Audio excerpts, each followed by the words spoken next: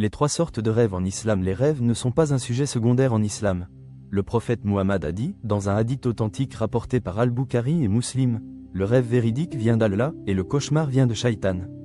Il a aussi dit, il ne reste de la prophétie que les bonnes annonces. Les compagnons ont demandé, et quelles sont ces bonnes annonces? Il répondit, le rêve pieux. Regardez le Coran. L'histoire de Youssouf tourne autour des rêves. Le rêve du roi d'Égypte a sauvé une nation entière de la famine. Le rêve de Ibrahim de sacrifier son fils fut une épreuve de foi immense. Les rêves sont donc un canal spirituel réel. Les comprendre est essentiel. Et tout commence par la plus noble des catégories. Ar-Ruya, le rêve véridique venant d'Allah. La première catégorie s'appelle Ar-Ruya ou Ar-Ruya Asalia. Le rêve véridique, le rêve pieux. C'est un cadeau direct d'Allah, une miséricorde, une bonne nouvelle. C'est la preuve qu'Allah n'a pas oublié son serviteur, même dans son sommeil. Comment reconnaître un rêve véridique? Il est clair, pas chaotique, vous vous en souvenez nettement au réveil, il laisse une impression durable, il apporte paix, espoir, sérénité, il ne provoque ni panique ni angoisse. Ce rêve peut être une bonne nouvelle, un encouragement, un avertissement bienveillant. Ou une orientation dans une décision importante. Le prophète a dit que le rêve véridique est l'une des 46 parties de la prophétie. Exemple, le prophète a vu en rêve qu'il entrerait à la Mecque en sécurité, et cela s'est réalisé. Avant Badr, Allah lui montra l'ennemi moins nombreux pour rassurer les croyants. Il vit aussi en rêve 2 bracelets d'or à ses poignets. Il représentait 2 faux prophètes après lui. Que faire face à un rêve véridique? Remercier Allah, dire Alhamdoulilah, être optimiste et avoir une bonne opinion d'Allah. Ne le raconter qu'à une personne de confiance, pieuse et bienveillante. Le prophète a dit qu'un rêve est comme suspendu, et qu'une mauvaise interprétation peut nuire à sa réalisation. On ne le partage pas sur les réseaux. On le protège. Hadith en nafs, le rêve venant de l'âme. La deuxième catégorie est hadith en nafs, le dialogue de l'âme. Ce sont les rêves les plus fréquents. Ils viennent de vos pensées, vos soucis, vos désirs, vos peurs. Vous révisez un examen, flèche vers la droite, vous rêvez de l'épreuve, vous êtes stressé, flèche vers la droite, vous rêvez de perdre quelque chose, vous regardez un film, flèche vers la droite, il influence vos rêves. Ces rêves sont souvent décousus, illogiques.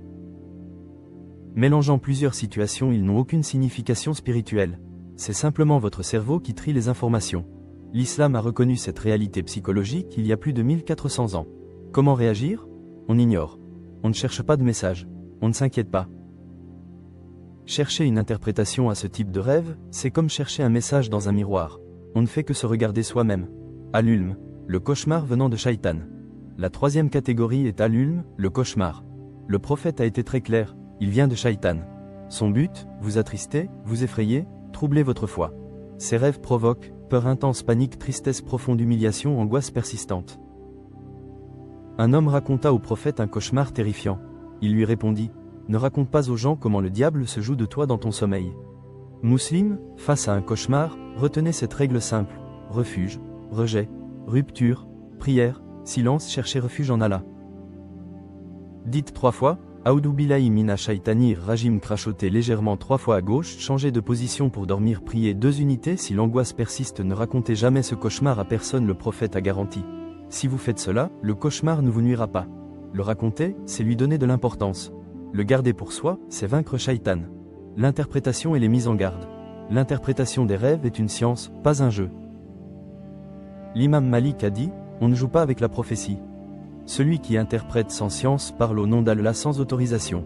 Seuls les rêves véridiques peuvent être interprétés, et uniquement par des personnes savantes, pieuses, sincères. Dernier avertissement très grave. Le prophète a dit, l'un des pires mensonges est de prétendre avoir vu en rêve ce qu'on n'a pas vu. Al-Bukhari, conclusion. Mes frères et sœurs, nos nuits font partie de notre spiritualité. Rappelez-vous cette règle simple. Le bon rêve vient d'Allah, le mauvais vient de Shaitan, le reste vient de vous. Face à un bon rêve, remerciez Allah et protégez-le. Face à un rêve de l'âme, ignorez-le. Face à un cauchemar, appliquez le protocole et gardez le silence. Si cette vidéo vous a été utile, partagez-la. C'est une sadaka jariya. Barakallahu fikum.